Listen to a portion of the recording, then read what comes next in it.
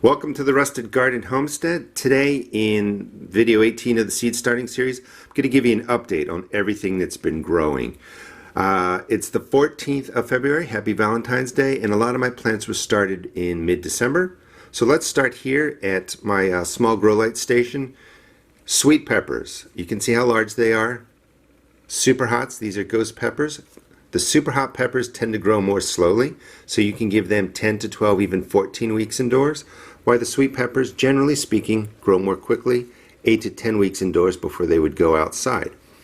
Now, when you look at peppers, sometimes you're going to see purple on the stems or on the undersides. Different varieties have more purple. That's perfectly normal.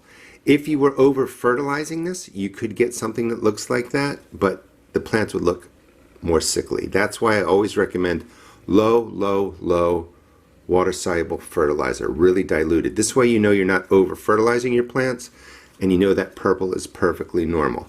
But super hot peppers tend to grow more slowly. Working this way, there's some tomatoes. I'm growing a lot of these really early. They're going to go out in the garden under cloches. I'm going to see if I can get tomatoes more quickly to my table this year. This is the fan light. I have a full video on this, and it's really bright LEDs, and it's helping me with plants that started in a germination station with lights really close. To the point now that they're bigger, I can just take them over here. As your plants start getting larger, move your hand across them. That will help toughen up the leaves and the stems, and it acts like wind. Because they're sheltered in here, they do have to get used to just about everything outdoors. Here's the asparagus. I overseeded and started in small cells. These have been potted up and they're doing extremely well. If you look under here, I just watered these yesterday. Always bottom water. You can see a nice white root popping out of there. That's the goal with the asparagus, is we're trying to develop really nice root systems. Asparagus takes 2 to 3 years to produce in your garden, but it will produce, it's a perennial, for 15 or 20 years after that. And you can see that when your tiny spears, here's one coming up, and there's another one, when they are left to grow, they have these fern-like leaves, and that's how they collect energy. And that's all we're doing for this year. But in 2 to 3 years, these will be nice and strong, and this is what you would harvest and eat. That's how they pop out of the ground. Okay, let's go over to the bigger grow light station. So here's the main grow light station. I'll put the dates of when I put these in, because a lot of people ask questions about what, should they look like a week later, 2 weeks later, and this way you'll have some ideas. So this is from a video I was doing on how to use the peat pellets, and they've turned out to be extremely effective for growing oregano. There are 2, 4, 6, 8, 10, 12 peat pellets in here, all overseeded with oregano. You can check out the video on how to use the peat pellets. But look how healthy they are. And you would just pop a pod out like this. You don't even have to be that gentle. And then you would pop it into a cup, and it's good to go to finish growing in your house. You can transition it outdoors, and when the season comes to put this out, this is going to be really large and healthy, a lot nicer than what you buy at the stores, and they're going to charge you $3 a plant. So you got 12 in here. That's like $36 worth of oregano that you've grown indoors. This little thing maybe costs $6 and a pack of seeds, a couple of containers. So you can save a lot of money. Cucumbers grown in peat pellets, way too early for cucumbers, but what I wanted to show here is this is about the size you want your cucumbers to be when they would go outdoors. So you start cucumbers, zucchini, squash about 4 weeks before they would go outside. Let them grow inside anywhere from 2 to 4 weeks, not past 4 weeks. Get them into the ground outdoors. You don't want them to be indoors sprouting flowers or starting to fruit, anything like that. You just want great leafy green on your zooks, your cukes, and your squash, and this is about the size they should be when they get popped outdoors. Here's a tomato plant. It's a little beat up, but purpling on the underside, that's normal. On the stem, that's normal too for tomatoes. I don't know if you can pick it up here, but in the leaves, there's some purple veining. That's not typically normal. However, I know that I haven't over-fertilized my plants. That's why I always say a very low dose of water-soluble fertilizers. If you were to over-fertilize, you can get this kind of purpling in the veins of the tomato. I know that I under-fertilize, so I'll give them a little bit more water-soluble fertilizer, and they should be perfectly fine. And that becomes the problem. You over-fertilize, the plants can look like they're under-fertilized. You give them more fertilizer, you damage them. Again, today is the 14th. Here is another tray of herbs that was started on January 18th. So this is about a month's worth of growth of oregano and thyme. And you can see these are planted exactly the same. For some reason, these are just coming up slowly. That's why I recommend starting your herbs 10, 12 weeks indoors. Really let them grow, and they'll move from here to this size to bigger containers I'll show you. Lavender can take a while to germinate. So it's been almost 4 weeks. It's starting to pop. Lemon balm, peppermint in the back, and you can still see if you take a look at those, they're just popping at different times. So again, your herbs 10 to 12 weeks beforehand. Right in here is a grouping of peppers on the left, tomatoes on the right that I did for a video. And the bottom line is, if you're not growing a lot, you can do a couple plants right in something like this. Use a bigger container than these smaller cells, and then you don't have to pot up. You can really hold a pepper plant and tomato in here for a while because there's so much starting mix. Here are my cool weather crops, my leafy greens, and these were put in on January 31st. So again, about 2 weeks. They grow really fast. They don't need to be indoors for a long time, but this is about 2 weeks worth of growth. Beets, endive, lettuces in the back, Swiss chard over there. It's kale, and you can see that some of the plants are tall, and that's not because they aren't getting enough light. They're under my grow lights, the right height, about 3 inches.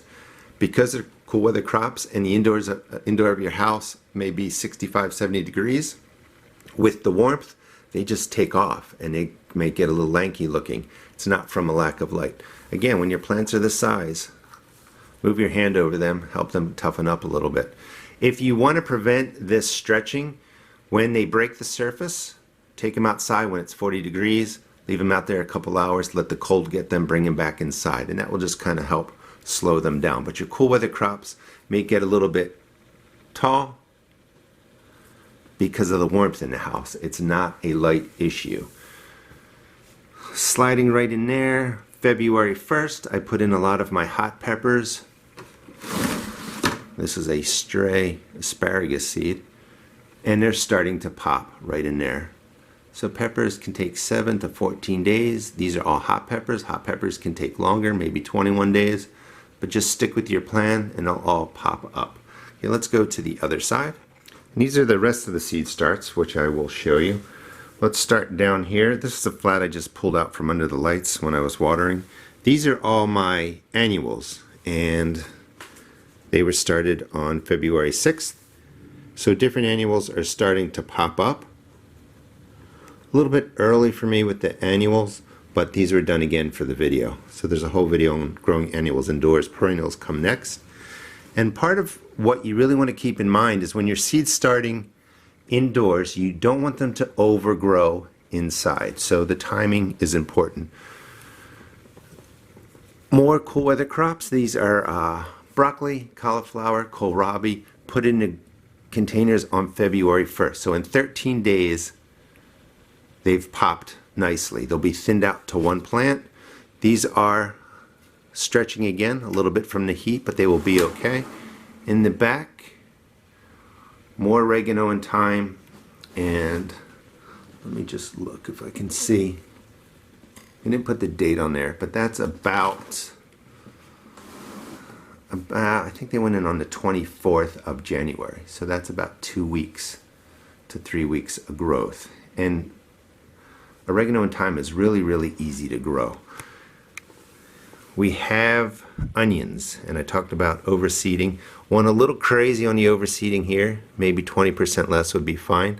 Some of your onions or chives, some of your onions or leeks over there on the right, they may brown out. The tips, I just cut the tips back. The tips may get brown, that's perfectly normal. We're growing these in here 10 to 12 weeks to get really thick like that, and they're going to be our bunches that we just peel apart and put into the ground outside. You just want to make sure that when they get to this size, they're going to fall over. They're going to be kind of just laying everywhere. Give them a haircut. You could probably use this in a dish if you wanted to, but cut them down to 2 inches. Let them finish their next 4 weeks, 5 weeks, 6 weeks, just like this. They'll get plenty of energy from the green, from the light. They'll thicken up down here. They'll get nice root systems, and you'll be able to use them. But again, these are leeks on the right. Went a little crazy. Again, maybe 20% less. And again, I have more. These are actually perennial flowers. So these are Shasta daisies that went in on February 25th. I'm sorry, on January 25th, and you can see how quickly they grow. This is more time. So that was the time frame I was talking about. January 25th, 20 days later, it sprouts. It looks like that. Up top, these are columbines. They were put into the ground, into the starting mix on December 20th. And they are great perennial flowers, and you can see how nicely they're doing. And I will just let them grow in there. I sell all these different cell sizes at my seed shop. So I'm just going to keep them in a large cell, and then they'll go outside. There's more onions that I was doing in a video for my other channel. They were put in on January 24th, and I didn't put in as many. There's probably the ones in the back, 20 in there, and they're starting to come up. And they're going to come up with these little seed shells on the tips of the plants. That's normal. That's why the tips are often brown, because they're covered up by the shell, and then when they get to the light, it's just too intense for them, so the tips brown out. This is all different mint and oregano and thyme that was potted up into the larger containers. They were all started on December 24th, and you can see that I have a ton of mint, and there's some oregano, some thyme, rosemary that went into the ground, into the starting mix on 12/20, and it's doing really well. This is lavender, same dates, potted up into these larger containers. Let's see, so these were started in the large containers. They're thick. I split them up and put them into the same size container, and I will divide these again. So I'll keep dividing these down until there's about 1 or 2 plants left in each cell. So that's really 6, 12, 18, the other one up there, 24 rosemary plants. Really, really inexpensive. Strawberry plants started on December 16th, I think, from seed.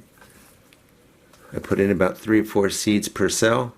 I will divide these up, and you can let your strawberries, when growing from seed, grow 12 weeks or longer indoors. But you can see how well they're doing. Now, the other tip a lot of people ask is, do I have to put these under the grow lights right away? And the answer is yes.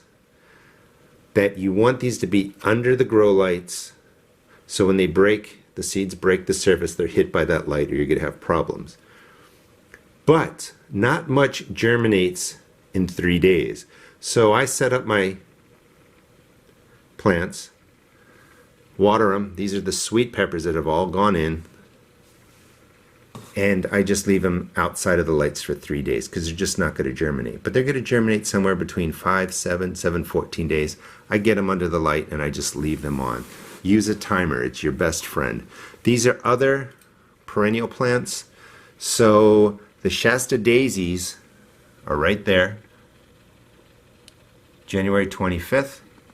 These are Shasta daisies that I planted on December 20th. And I pull them out. I'll divide them. I'll put them into cups just like the ones up here. This is purple coneflower, verbena that I've already potted up, a single seed, more purple coneflower. You can just see how well they're going to grow. But I wanted to give you some dates attached to these plants so you could have some idea of how fast they grow. Again, today is February 14th. So a lot of these plants have been growing from anywhere from December 15th all the way up to just planted about 2 weeks ago. Hope you enjoyed the video. allows you to see a lot of the plants that are in the series for 2020 on Seed Starting. And I hope you have a wonderful garden. Start indoors. You can save a lot of money. It's not as hard as you might think. You do spend a little bit in the beginning, but the savings is crazy because these lights will last you a good 10 years. You can reuse the plastic containers. And when you go and buy these plants in these small containers, they're easily $3 a plant. When you're buying coneflower that gets to a bigger size, they could be $4 or $5 a plant. Try starting indoors and have a great day.